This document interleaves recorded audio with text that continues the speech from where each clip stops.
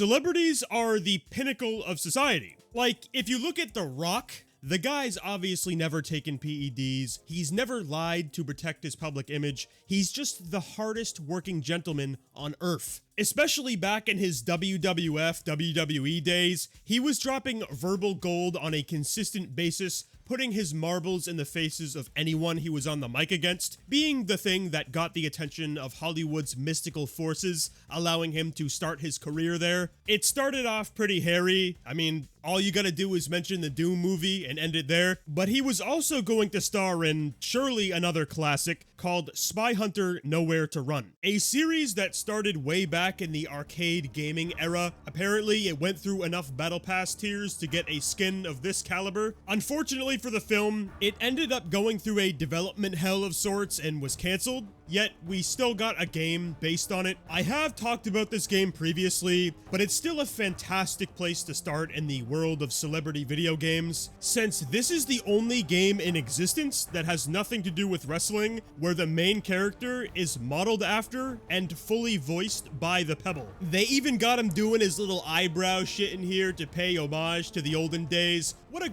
group of developers we have here. And adding to the authenticity, this is the only game that has graced our galaxy that has you playing as the Stone, and you can do a rock bottom. My previous time playing Nowhere to Run was me attempting to beat the whole game only using the secret maneuver. It's a once-in-a-lifetime opportunity, so you might as well give it a go. But if you really don't want to introduce these pixelized bandits into the pavement with the gravel's oh-so-strong and powerful grip, you're able to run around shooting people, ruining families on the regular, a thing that no one thinks about. These ruffians we're battling have pixelized wives or children, and we're ruining it. I guess it doesn't really matter, does it? We're the good guy, right? Yeah, we are, because we're the Boulder, a man who can do no wrong. We sit here experiencing every moment through the action movie slop goggles, which is really the best way to describe a playthrough of Spy Hunter. It's over-the-top ridiculousness. These segments where you're driving the Interceptor, blowing up a bunch of vehicles, explosions are going off everywhere, watching your car transform into a boat on the fly, using an aimbot to seek and destroy any who oppose the Roca, even more explosions are going off. You truly feel as if you are Mr. 7 Pocket Dollars dominating society, being on top of the world, living vicariously through his eyes.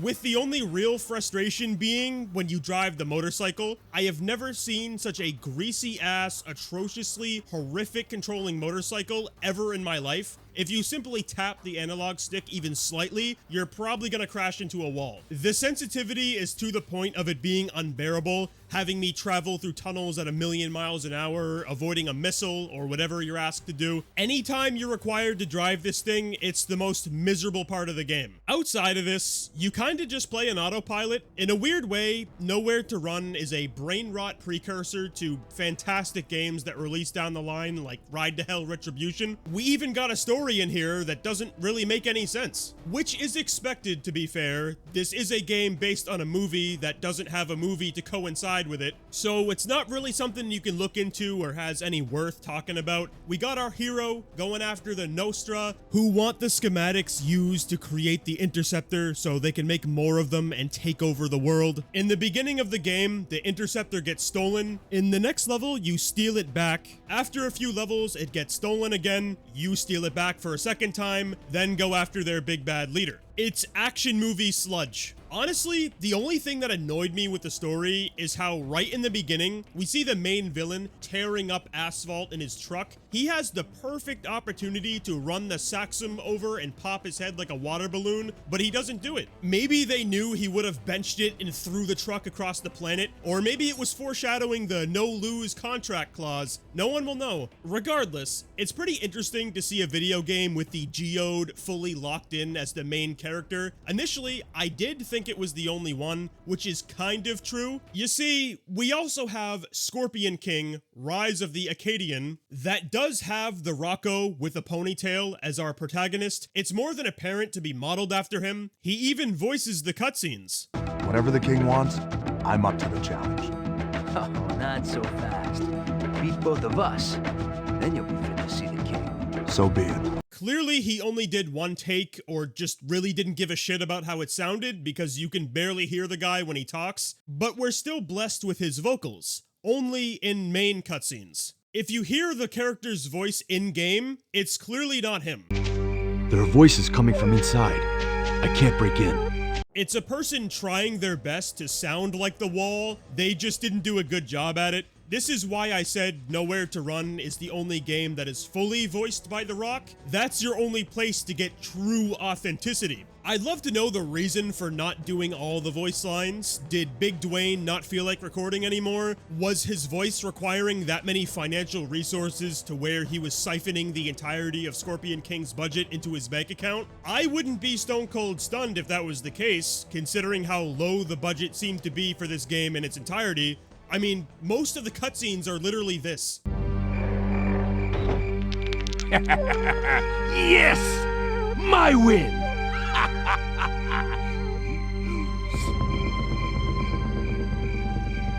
Hey, you! It took me an hour of game time to have my ear holes given more Rock voice lines. Time spent that definitely wasn't the most enjoyable thing I've done in recent memory. Scorpion King doesn't have that psychostimulant power Nowhere to Run has, with explosions, killing, delivering rock bottoms. Instead, we got Matthias's Dollar General ass having the choice of using his meat hooks, a sword, a greatsword, or spear that are all essentially the same thing. I did notice the punching was a little bit faster than the others, but that's really it. Like, when I got the spear, I thought it was going to be a longer ranged weapon because it's a spear. Maybe I'd see The Rock acting like those people outside of businesses with the arrow signs fucking spinning that bitch. No, it had the range of a kid swinging a stick around playing make-pretend medieval outside, making the entire experience mind-numbing. With all the weapons feeling the same, even when you get a new version of the same weapon type, there's no tangible difference in damage. The game only has a single battle soundtrack, and in those said battles, occasionally you'll be able to partake in timed combat that does not reward you for finishing the area in the given time limit or punish you for running out of time. So why put it here? I genuinely was not sure how many hours I needed to play this to absorb everything out of it. Realistically, probably 10 to 15 minutes. Instead, I went above and beyond, playing for around 3 to 4 hours, having a scuffle with Egypt's god of the dead, Anubis, where you can have a rolling rock on the Rollin' Rocker moment of your own, hitting an enemy with a rock as the Rock. Other than that, you run through areas fighting reskins of the same enemy with a one-off new enemy tossed in there, like a snake that will poison you. It's just an unfortunate day discovering The Rock doesn't have a video game that's actually good. Yeah, Spy Hunter is kinda dumb fun, and if I had to pick between Scorpion King and Spy Hunter as a game to kick it with on the race car bed having a drool cup on my shoulder, I'm always going to pick Spy Hunter, but neither of them are genuinely interesting or particularly fun games, which should not be possible considering how the normie god is a part of both. So it starts making you wonder about one of his mortal enemies, Vin Diesel. He's got a few computer games to his name. Here we got Vin Diesel Wheelman, that was supposed to be a universe builder of some sort, where Vin Diesel would be a part of both a video game and a movie. Similar to the In-N-Out Burger for the first time twice, the movie was canceled. So the only part of the ultimate conglomerate we can experience now is the game. Right at the beginning, you're able to sniff the odor of action movie grime once again, playing as Vin Diesel, of course. We got this bitch telling me to floor it after stealing something, and we start burning rubber on the streets of Barcelona,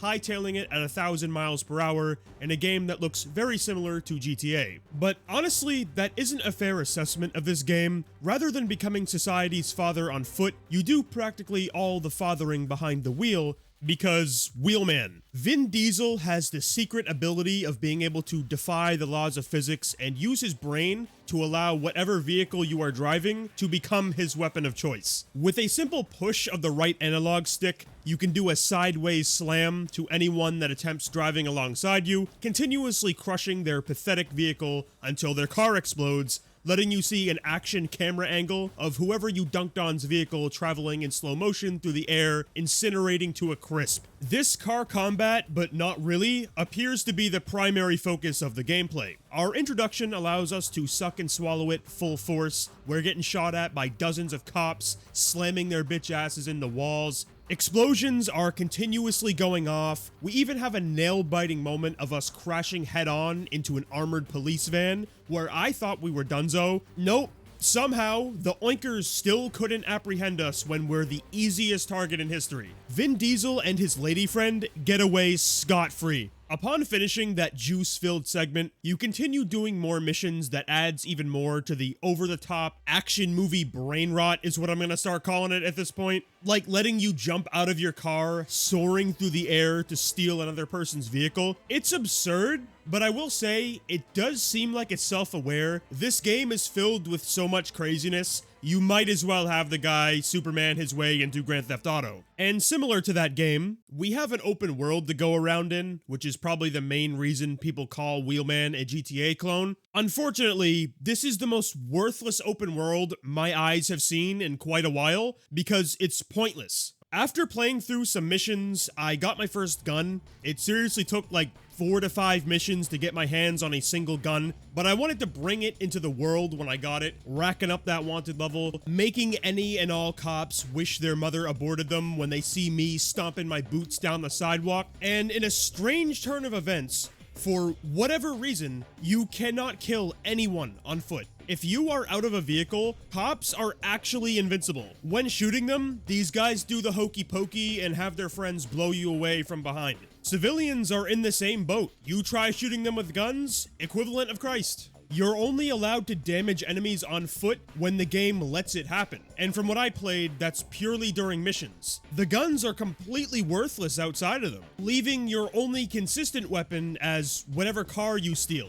When you're driving on the open roads, you can use the aforementioned vehicle slam attacks to send anyone you want to the underworld, ramming them repeatedly, requiring little to no thought. You just keep jerking the stick side to side, waiting to see an explosion. When another cop rolls by, give them another automotive wrestling move, until you truly start feeling like a daredevil and want to live life on the edge. If you press down on the D-pad, the famous Cyclone special move activates, where you spin the car around, sending the entire planet into slow motion, letting you drag a crosshair on the screen to annihilate anybody by blowing their car up. Or you can simply drive next to a cop and use the gun lock-on system to shoot their tires out. To me, the car battling, I'll call it, gets incredibly stale and mundane very quickly. I really don't understand why we can't do both forms of combat in the free roam. Like, yeah, I get it. The game is called Wheelman. Slurp gasoline, put a matchbox car in an open hole on your body somewhere. We love the automobile, but you included guns in the game. Let us use them. Is the point of free roaming not to let people play how they want? This is truly a masturbator of a sandbox if I've ever seen one. The missions are the only part of Wheelman that would be worth playing. Are they entertaining? They can keep you busy. I don't know if I would say they're gonna give you a stiffy or anything of the sorts. We do things like chasing after people, driving from point A to point B, running through areas killing people, and plenty of other vanilla action movie moments, with the highlight of the whole game, listening to Vin Diesel speak in the cutscenes. Which one of you is Felipe? Do I know you? Not yet. My name's Milo Burek. I just came in from Miami. I'm looking for a job. What do you do, Milo from Miami? I'm a wheelman. If you happen to want to break from doing those missions, you're also given a lot of side objectives like racing, Crazy Taxi Demastered, destroying a plethora of objects around the streets, racking up buckets of points, escape people who want you dead, or the fuzz, and other objectives of that nature. It's a story mode and grouping of side objectives you can play if you had nothing better to do. Just like Spy Hunter Nowhere to Run, you can have a good time clapping your hands and kicking your feet, watching the explosions go off, cosplaying as a mouth breather for a little bit. Simply put, it's the gameplay equivalent of jingling keys and barking at them as a human. To put it into perspective, I honestly had far more enjoyment coming from the emulation bugs I was getting rather than playing the game itself. Like when I got sidetracked on an intergalactic mission with buildings warping and stretching towards the ground, giving me new obstacles to avoid. I got to group up with the squad on our hover bikes, where I ended up asserting my dominance so they know I'm the alpha male of the people, by trooper transforming myself into fucking Wukong, hovering through the roads on my cloud. I got to go against the experimental vehicles chasing me down with their active camos struggling to function properly. There was even one mission where these hooligans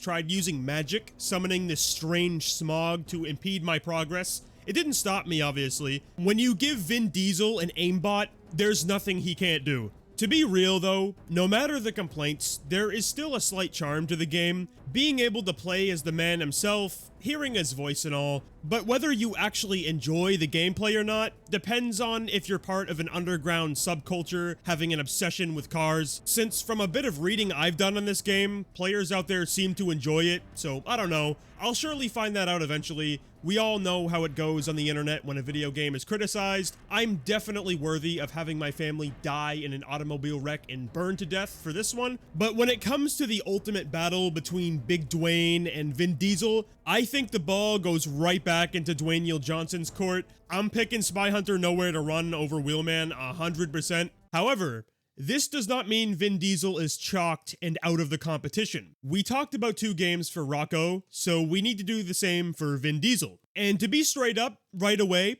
Riddick Escape from Butcher Bay is better than all these fucking games. The establishment gave us a first-person stealth game, playing out as a prequel to the entire Riddick franchise, that is apparently canon, by the way. You start out getting tossed into a maximum security prison that not a single soul has escaped from. It's stylized as a grimy-ass, grody game, little bloody poop in the toilet. It's disgusting, but it sets a good tone for what kind of world you're going to be dealing with. Having you exist under heavy watch in the beginning, if you try doing anything out of line, you're dead. So rather than trying to scrap, you need to interact with the local wildlife, some mandatory, and others give you side objectives to do, getting yourself a little bit of cash money. Eventually, things do start getting more interesting. Shortly after talking to the locals and doing a few objectives, you traverse into a different territory, I'll call it, that has a riot going on. Unsurprisingly, I entered this place and slaughtered this sad excuse of a village, even when they tried doing some 12-year-old ass prankster move by lighting a gas can on fire. Coming at me 2-on-1, I had the brass knucks ready to go. This guy was holding up his knife,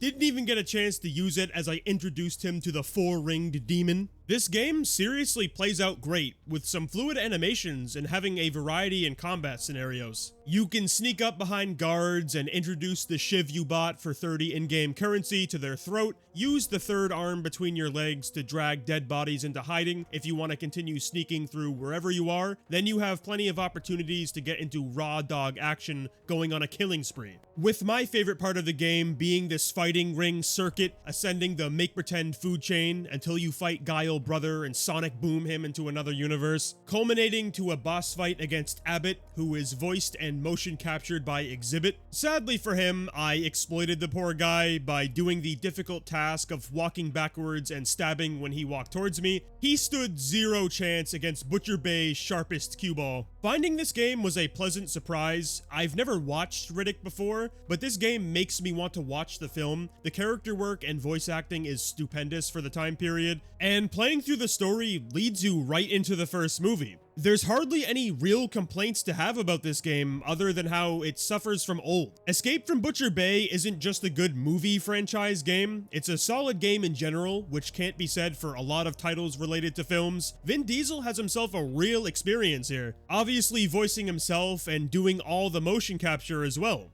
I think it's safe to say, based on Butcher Bay alone, Vin Diesel wins the video game battle against the God Among Men. This one game full courts both of Stone Mans right into a trash can. It's also nice to play something here that isn't action movie filth. A lot of these celebrity games seem to trek down that pathway, I've noticed. Like if you look at one of the all-time famous celebrity compact disc titles, 50 Cent Bulletproof, it follows a similar format to the third-person spy hunter ass, wheelin' dealin' son of a gun shooter game, where you're blasting people to Kingdom Come, relieving yourself on their graves, running through linear levels, mind off, drool puddle forming at your feet shit. Although, I'd say Bulletproof is better than Nowhere to Run. It has a much more fluid gameplay feel, there's better variety with weapons, and you're indulging yourself in a story that is shockingly, in a strange way, grounded in reality. If you weren't aware, 50 Cent was actually shot 9 times at close range. It was truly some hocus pocus spellcasting from forbidden wizards that the guy even survived it, let alone be fully functional afterwards. So some brainiac came up with the idea to turn that fairy tale into a game, having the plot be you going after the person who almost killed you. It's unbelievably simple and straightforward, yet it works because the story is based on real events. And 50 himself was fully on board with the whole thing, swooping in to voice himself.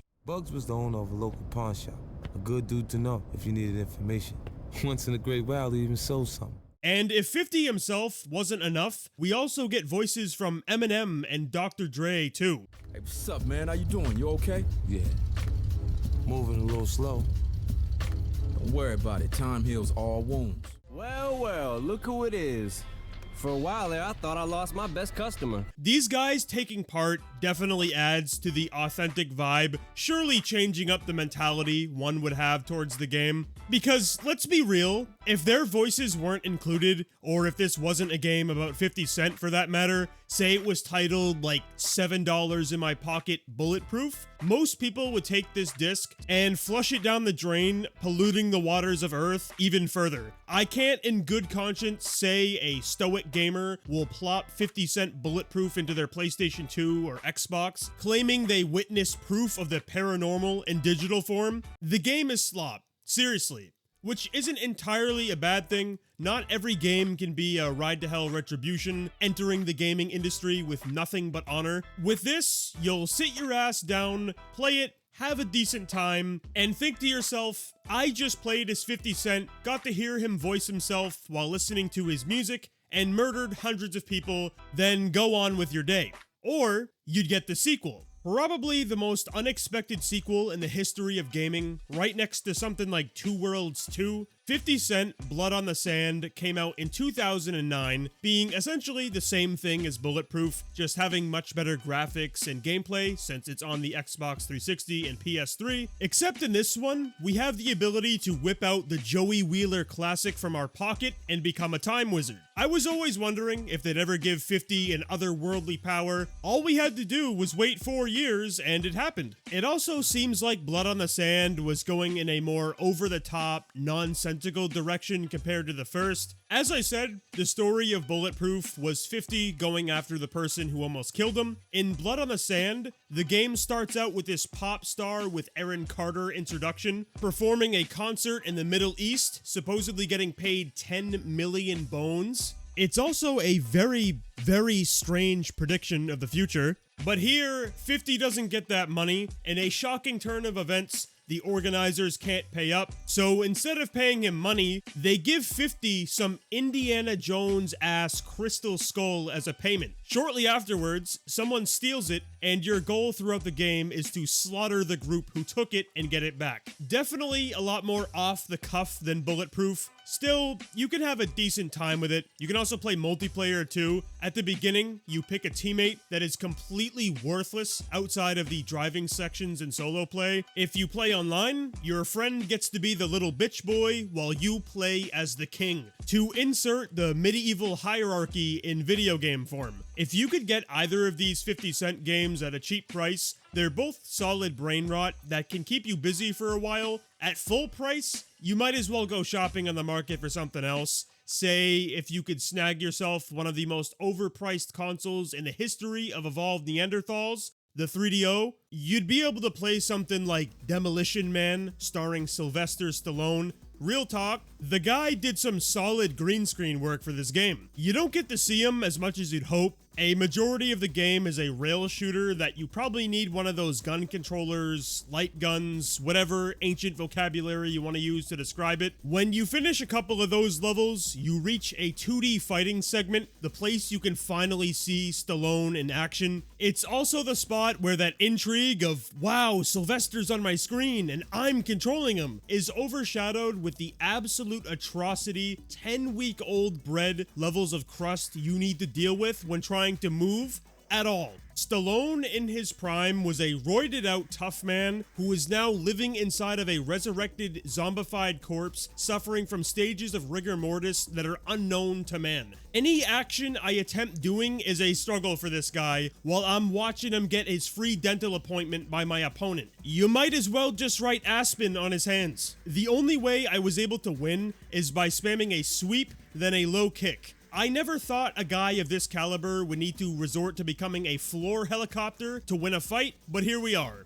After taking down the original Colossus before the other 16 were even thought of, you continue on with rail shooter action, eventually entering one of the laggiest first-person shooter segments that could be mustered. And I honestly wasn't sure what was happening here or what I was supposed to do. You're holding a radar, killing endless amounts of people, trying to maneuver your way through this maze. After a short time in the ancient tombs, I ran into Bizarro Doom Guy, who embodied the powers of death, ready to reap my soul, or I needed to do something that I didn't find, so I rage quit. This is a very interesting game, to say the least. I'm still shocked Stallone would even do filming for it. And it's also crazy to think, at one time, people thought FMV was going to be the future of gaming. There are so many of these to look back at, with most of them usually being weird. Oddly though, finding strange, off-the-rim games is a common thing when looking at older console libraries. Like, does Michael Jackson need a video game? I don't really believe so. Yeah, he is one of the most prolific music artists in history, but what the hell are you gonna do with him? Oh, have him spelunking through closets looking for kids, as any grown adult should do.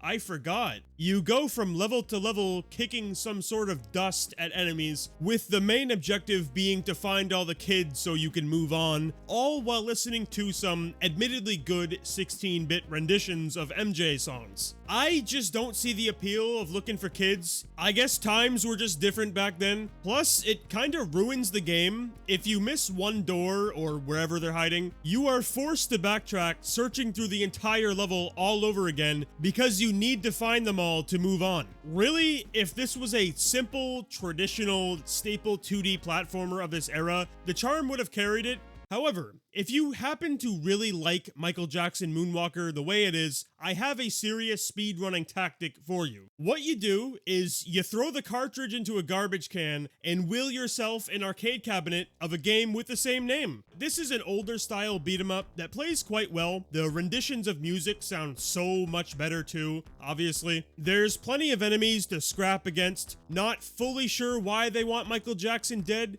Did he refuse to sign their autograph? I know some people get really angry about that. If that does happen to be the case, I'll give him a visit when I activate polymerization with bubbles to enter my final form of a Michael Jackson robot. If they want to get upset, I'll turn him to ash. You can turn into a robot in the Genesis version too. As expected though, the arcade always wins. I find this version to be a much better time waster. Still, it was definitely not better than the higher tier arcade titles out there. I don't think that needs to even be said. If those words attempted to leave someone's lips, Ninja Turtles would come in with a "that doesn't work for me, brother," then hit Michael with a leg drop, and you know that motherfucker isn't kicking out. It's just a simple game to play if you feel like slaughtering a pixelized society as Michael Jackson, dancing people to death. Surely anyone would pick this over the Genesis one. You know, sometimes looking back, I do feel for the older gamers. In the 80s and 90s, they'd play arcade titles that were way more colorful, sounded better, more responsive,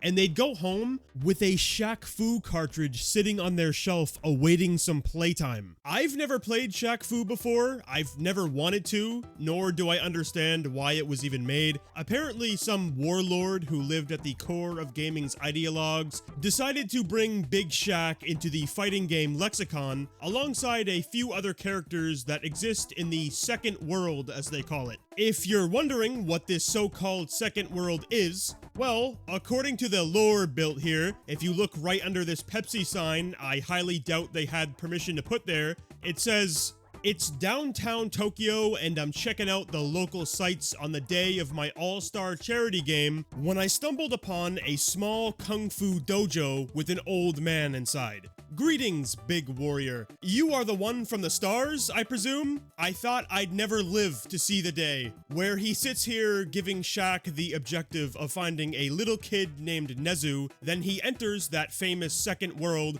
by entering a closet with what appears to be luggage inside. To find this said boy, you need to battle 6 enemies, and you can finish the game in about 15 minutes if you're able to harness these unfathomable controls, sadly being one of the hardest things to explain. It's unresponsive and stiff to where I don't see the vision, no matter the elitist, 0 showers taken, dead fish stinking, pizza cheese grease, frothy haired goons that would attempt defending it. There's no way you can do it. Shaq Fu is actually that unbearable. Like, surely everyone loves it when you have to go against AI that read your inputs and you're struggling to exist both at the same time. The best way to explain it is realistic survival fighting, because the gameplay makes you feel as if this is a fight for real survival. A direction they might as well have taken at this point, considering how the only ball in your court is a flat tire. They could have done, say, maybe if you get punched in the face, make it so you can't see what's going on anymore because Shaq got his shit rocked and has a black eye. Then, when you inevitably lose, Shaq Fu activates its trap card, leaking out poisonous gas that kills you and your family. No matter the character you play, trying to have fun is like expecting Sisyphus to finally roll the rock up the hill. It's not happening, buddy. I get this was back in the zero regulation era, but come on, man. This piece of diamond, emerald, sapphire, every gem colored after the rainbow, encrusted treasure was probably, what, $40, $50 back in 94? That's like $80, $90 today. For this, it's finally my time to say it.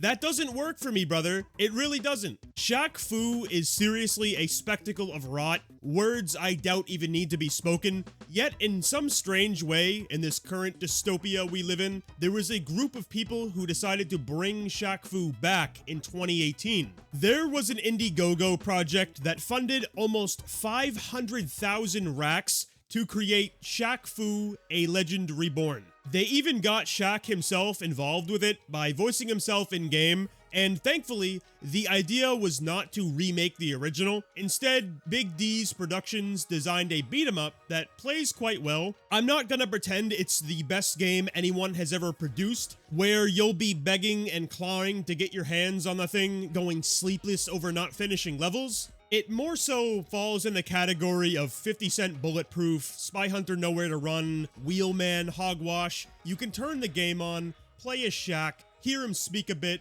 run around clobbering enemies, getting power-ups like transforming Shaq into Shaq Diesel, looking like some Fallout-ass Enclave power armor, wiping out flocks of enemies. We also got Shaqtus, allowing him to shoot needles out of his arms, tearing everything apart on screen. You got a satisfying and engaging enough loop to keep you busy for a short period of time. We're not reinventing the wheel here, but Legend Reborn took what is quite literally one of the worst games anyone could play and turned it into something positive. How commendable is that? It's almost as commendable as Jackie Chan's films. Absolute classics of the industry, and with how successful and loved a lot of his movies are, it's odd to say Jackie Chan hardly has any video games to his name. To my understanding, the most prevalent one is Jackie Chan's Stuntmaster for the PlayStation, a game that I'm positive you'll know how it plays before even turning it on. It's a beat 'em up because Kung Fu movie, kick, punch, kill. You're able to go around New York City pulverizing the troglodytes that approach our fine, ZD-built gentlemen rockin' the fro. Every screen has a few of these challengers. You press your buttons, Jackie does a couple combos, and you go on your merry way until a boss fight occurs. Here, I'm going against an alternate reality Heihachi named Clown, who either just finished huffing a lead paint can or is trying to defeat Jackie Chan at his own game of inebriated combat. I really hope we can see the Iron Grandpa grease up the old Rudolph nose in boxing gloves one day in an actual Tekken game. The other boss I tangoed with was a man named Barney, and I'm glad for the sake of humanity I got to him before anything bad went down. With his arms slowly fusing with a metal beam, who knows what he's capable of. Aside from the bosses, this game is pretty self-explanatory with what you're going to be doing. Again, it's a beat-em-up game, that's all you really need to say. However, to put a little bit of paprika, brown sugar, onion powder, and garlic powder into that formula, Jackie Chan Stuntmaster leans a lot into that Stuntmaster part of its title,